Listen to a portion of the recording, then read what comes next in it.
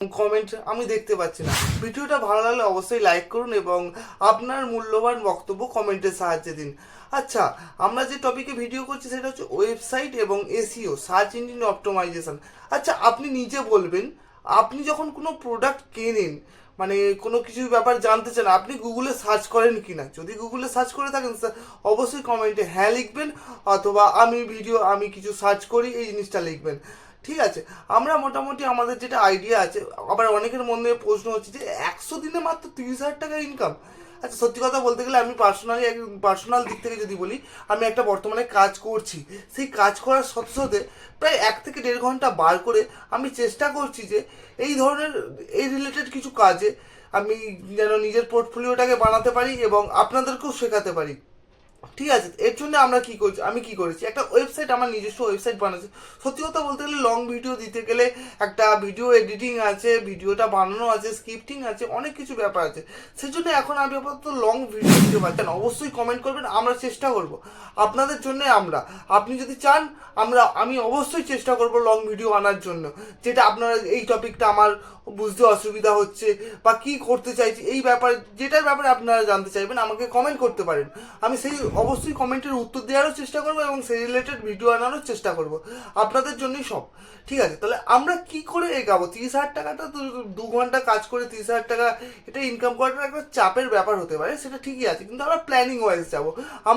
আমরা আমাদের নিজেদের একটা ওয়েবসাইট বানাবো, সেই ওয়েবসাইটটাকে এসইও করবো, সার্চ ইঞ্জিন অপটিমাইজেশন করবো, যাতে মানে আমাদের ওয়েবসাইটে কি থাকবে বলতে গেলে আমাদের যে সকল সার্ভিস আছে আমরা ওয়েবসাইট বানাতে পারি, এবং আমাদের যে এসইও সার্ভিস আছে সেই সার্ভিস রিলেটেড একটা ওয়েবসাইট বানাবো। ঠিক আছে, সেই যে ওয়েবসাইটটা বানাচ্ছি, এবার সেটাকে আমরা সার্চ ইঞ্জিন অপটিমাইজেশন করবো, যাতে তাতে অনেক অনেক ভিউয়ার্স আছে। ঠিক আছে, সেরকম তারা কিছু একটা করার চেষ্টা করবো যাতে। তাহলে এবার তো প্রশ্ন হচ্ছে, তুমি তাহলে ওই ওয়েবসাইটই বানাতে পারতে, ইউটিউবে কেন ভিডিও করতে এলে?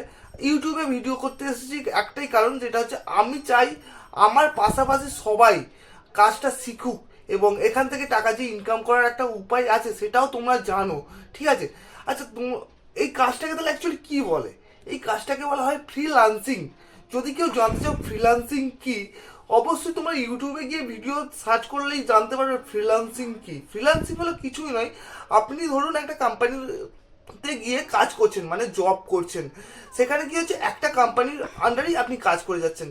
কিন্তু এখানে ফ্রিল্যান্সিং মানে এখানে আপনি কি করছেন, ধরুন আপনি এক্সেলে ভালো কাজ করতে পারেন, ঠিক আছে, বা যে কোনো কাজ আপনি কম্পিউটারে ভালো করতে পারেন। এক্ষেত্রে কি হচ্ছে, আপনি শুধু ডিজিটালি যেহেতু কাজ করতে পারছেন, তাহলে আপনার কোম্পানিতে যাওয়ার কোনো দরকার নেই।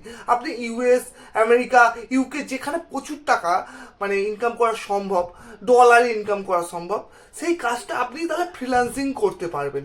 মানে আপনি তাকে অ্যাপ্রোচ করলেন যে অ্যাকচুয়াল ব্যাপারটা, তারা জবের একটা ম্যান পাওয়ারকে রাখতে চায় না। কেন রাখতে চায় না? যে সবসময় তো আর কাজও থাকে না, যে একটা ম্যান পাওয়ারকে হায়ার করা এবং তার একটা অফিস মেনটেন্যান্স কস্ট আছে। সেই জন্যই কোম্পানি চাই একটা ফ্রিল্যান্সার চাই, যাতে তাদের কাজটাও হয়ে যায় এবং ফ্রিল্যান্সারদের ইনকামও বেশি হয়, এবং তারা কি করে 3-4টে কোম্পানির সাথে একসাথে টাই আপ করে কাজ করার চেষ্টা করে। আপনারা যদি ফ্রিল্যান্সিং সম্বন্ধে ভালোভাবে ভিডিও পেতে চান, সেক্ষেত্রেও আমাকে কমেন্ট করতে পারেন।